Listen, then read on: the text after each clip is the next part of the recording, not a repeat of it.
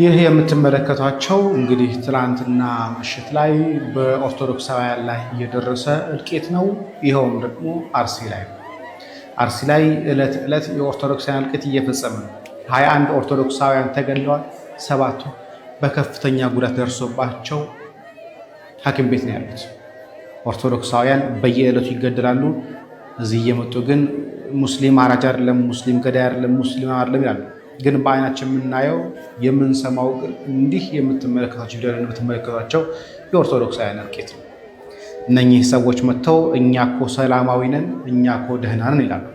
ይህ የተፈጸመው በምስራቅ አርሲ ዞን ሸርካ ወረዳ ጃዊ ዋጮ ቀበሌ ትላንትና በ19 ከቀኑ 10 ሰዓት ጀምሮ በተደረገ ነው። ከትላንትና በስቲያም በነበረም እንዲሁ 4 ኦርቶዶክሳውያን ተገድለዋል፣ ሌሎችም ቆስለዋል። ከ11 ሰዎች በላይ ደግሞ ቤታቸው ተቃጥሏል። ኦርቶዶክሳውያን በየዕለቱ ሲገደሉ አሁን የሚያሳስበን ስለ ኦርቶዶክሳውያን እልቂት ሳይሆን ስለማይመለከተን ጉዳይ መሆኑ ደግሞ ይበልጥ ያሳዝናል። እባካችሁ ኦርቶዶክሳውያን አሁን እንኳን አንድነታችሁ ይኑር፣ አንድነታችሁን አምጡት። ሰላም ጤና ይስጥልኝ። እንዴት አላችሁ? እንዴት ቆያችሁ? እጅግ ልብ ሰባሪ ከሆነ መረጃ ተነስቻለሁ። አርሲ የክርስቲያኖች ቄራ። እንግዲህ በየጊዜው በሚነሱ ግጭቶች ክርስቲያኖች ሲታረዱ ሲጨፈጨፉ የምንሰማው የዕለት ተዕለት ዜናችን ከሆነ ውሎ አድሯል። ዛሬ ላይም በርከት ያሉ ክርስቲያኖች እየተጨፈጨፉ እንዳለ ነው እንግዲህ መረጃው የሚነግረን። ለማንኛቸውም ግን ጨፍጫፊዎች የጊዜ ጉዳይ ነው እና እግዚአብሔር በበቀል በትሩ በተነሳ ሰዓት የእናንተ ጩኸት ከንቱ እንደሚሆን አስረግጬ ልነግራችሁ ወዳለሁ። ነገር ግን የእግዚአብሔር በቀል በአጭር ጊዜ ውስጥ እንደምትሆን እጅግ በጣም የማምንበት ጉዳይ ነው። የእመቤታችን 5ቱ ሐዘናት። በዚህ በአብይ ጾም ውስጥ አንድ የኦርቶዶክስ ተዋሕዶ አማኝ አንድ ክርስቲያን ማወቅ ካለበት ነገሮች ውስጥ አንዱና ዋናው ሁላችንም ማወቅና መረዳት ያለብን አባቶቻችን እንዳስተማሩና መጽሐፍ ላይ ተጽፎ እንደምናገኘው የአብይ ጾምን እንደ ዕለተ ዓርብ ቀን እያደረግን እንድንጾመው የታዘዝ ነው። ታዲያ ዕለተ ዓርብን ስናስብ ደግሞ ከጌታችን ሕማማት ጋር ተያይዞ የእናታችን የቅድስተ ቅዱሳን የቅድስት ድንግል ማርያምን 5ቱን ሐዘናት እናስባለን። በዕለተ ዓርብ የእናታችን የቅድስተ ቅዱሳን የቅድስት ድንግል ማርያምን ያክል የተጎዳና የተሰቃየ የተንገላታ ያዘነ ሰው በፍጹም አይገኝም። አዎ ሊቁ አባታችን ቅዱስ ዮሐንስ አፈወርቅ አባታችን አባ ጊዮርጊስ ዘጋስጫ እንደተናገሩት ለእመቤታችንና ለቅዱሳን መላእክት ነበረ ዕለተ ዓርብ ከባድ ቀን የነበረው። ለቅዱሳን መላእክት በዕለተ ዓርብ ሊሆን ይችላል ነገሩ የከበደባቸው። በእናታችን በቅድስተ ቅዱሳን በቅድስት ድንግል ማርያም ላይ ግን መድኃኔዓለም ኢየሱስ ክርስቶስ ከማኅፀኗ ከወጣ ጀምሮ ይልቁንም ደግሞ በኦሪታውያን ሕግ ወደ ቤተ መቅደስ ወስዳ ለስምዖን ባሳየችው ጊዜ አረጋዊው ስምዖን በነፍስሽ ሰይፍ ያልፋል ብሎ ከነገራት ቀን ጀምሮ እናታችን እናቱ ቅድስተ ቅዱሳን ቅድስት ድንግል ማርያም በሐዘንና በጭንቀት ነበር የኖረችው። አደራ ቪዲዮን ኮፒ ሊንክ በማድረግ ለሁሉም ሰው እንዲዳረስ አድርጉልኝ። ከዕለታት አንድ ቀን ጌታችን ለእመቤታችን ተገለጸላትና ወላጅ እናቴ ሆይ በእኔ ምክንያት ካገኙሽ ሐዘናት የትኛው ይበልጣል አላት።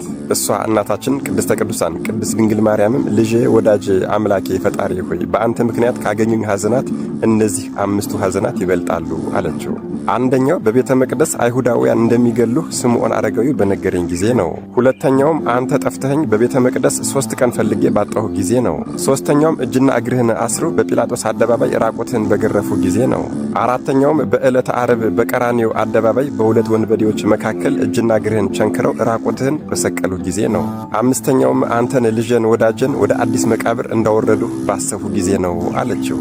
ጌታችንም ወላጅ እናቴ ሆይ በእኔ ምክንያት ያገኙሽን እነዚህን 5ቱን ሐዘናት ከአባታችን ሆይ ወይም ደግሞ አቡነ ዘበሰማያት ከሚለው ጸሎት ጋር አስተባብሮ የጸለየውን ሰው ኃጢአቱን አስተሰርይለታለሁ፣ መንግሥተ ሰማያትንም አወርሰዋለሁ፣ ከሞቱ አስቀድሜ በ3ኛው ቀን ከአንቺ ጋር እገለጽለታለሁ። በዚህም የተነሳ መልአከ ሞት መልአከ ጽልመት አያስደነግጠውም፣ ነፍሱንም ደስ አሰኛታለሁ ብሎ መድኃኔዓለም ኢየሱስ ክርስቶስ ለእናቱ ለእናታችን ለቅድስተ ቅዱሳን ለቅድስት ድንግል ማርያም ቃል ኪዳን ገብቶላታል። ወገኖች እኛ የጌታችንን 13ቱን ሕማማት እያሰብን እንዴት ውስጣችን እንደሚጎዳና ውስጣችን እንደሚያዝን ተመልከቱ እስኪ።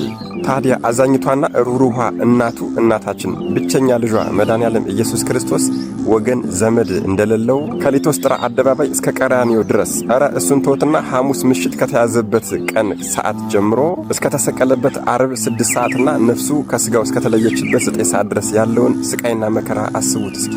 አዎ የተጠሙትን የሚያጠጣ እርሱ ውሃ የሆነ አምላክ ተጠማሁ ብሎ ውሃ ሲጠይቅ የታረዙትን የሚያለብስ እሱ ልብሱ ሲገፈፍ፣ በጥፊ ሲመቱት፣ በፀጉሩ ሲጎትቱት፣ ምራቃቸውን ሲተፉበት፣ በችንካር ሲቸነክሩት፣ በመጨረሻም ራቆቱን ሲሰቅሉት፣ ከዚያም አልፎ ነፍሱ ከመውጣቱ በፊት ልጇ ወዳጇ መድኃኔዓለም ኢየሱስ ክርስቶስ ውሃ ተጠማሁ ብሎ በውሃ ፋንታ ሆምጣጤ እንዳጠጡት ስታይና ስትሰማ ምን አይነት ሐዘን አዝና ምን አይነት ለቅሶን አልቅሳ እንባንስ አፍሳ ይሆን? እሱን እጅግ በጣም በሚያሳዝንና በሚያስለቅስ ሁኔታ ለሃ ማርያም በሚለው መጽሐፍ ላይ ተጽፎ ይገኛል። እርሱን ደግሞ የሕማማት ወቅት እየደረሰ ሲሄድ የምንነጋገርበት ይሆናል። ለማንኛውም ግን በዚህ በአብይ ጾም ማወቅና መረዳት ካሉብን ዋና ዋና ነጥቦች ውስጥ አንዱ 5ቱ የእመቤታችን ሐዘናት እነዚህ ናቸው። ለዚህ ነው ሁል ጊዜ ላይቭ ላይም ስናገር እንደሰማችሁኝ ከኦርቶዶክስ ተዋሕዶ እምነት ውጭ ያሉ የበጎ አድራጎት ሰራተኞች የማይጠሙኝና የማይመቹኝ። አዎ እውነቴን እኮ ነው። በጎ ማድረግ፣ ቸር መሆን፣ ማዘን የሚጀምረው ከእመቤታችን ከ5ቱ ሐዘናት ነው። ስም አጠራሯ የከበረና የከበደ ቅድስት ቤተክርስቲያናችን በተአምረ ማርያም መግቢያዋ ሳትጠራጠሩ በፍጹም ልባችሁ እመኑባት እርሷ መድኃኒታችሁ ናትና፣ በስዕሏ ፊትም ስገዱ፣ ለስዕሏ ያልሰገደ ግን ከቆመበት ቦታ ይጥፋ፣ ስም አጠራሩ አይታወቅ፣ በሰማይ ያሉ መላእክትም ይሁን ይሁን ይደረግ ይበሉ ብላ የምታከብራትና የምታመሰግናት እናታችን ቅድስተ ቅዱሳን ቅድስት ድንግል ማርያም ወላዲተ አምላክ እመብርሃንን እያንቋሸሹ እያጥላሉ በአማላጅነቷ በረዳትነቷ በእናትነቷ በድንግልናዋ አናምንም እያሉ ከዚያም አልፎ ደግሞ በእመቤታችን በእነዚህ በ5ቱ ሐዘናት እየሳቁና እየተሳለቁ የበጎ አድራጎት ሥራ እሰራለሁ ማለት የሚዋጥልን ነገር ይሆናል ብዬ አላስብም። ወደድንም ጠላንም ግን በጎ ሕሊና፣ በጎ አስተሳሰብ እንዲሁ በአጠቃላይ ለሰው ልጆች በሙሉ ማዘን የሚጀምረው የእናታችን የቅድስት ድንግል ማርያምን ሐዘኗን ስናውቀውና ስንረዳው ነው ብዬ አስባለሁ። እንግዲህ ይሄ ቪዲዮ ለሁሉም ሰው እንዲዳረስና እንዲማሩበትና እንዲጠቀሙበት አድርጉልኝ። ለቤቱ አዲስ የሆናችሁን ፎሎ ማድረግ እንዳይረሳ ጠይቃለሁ። መድኃኔዓለም ኢየሱስ ክርስቶስ አስተዋይ ልቦናና ሰሚ ጆሮን ሰጥቶን የአብይን ጾም የምንጠቀምበት ጾም ያድርግልን። አሜን። ይቆየን። ቃልዎት ያሰማልን መምህራችን።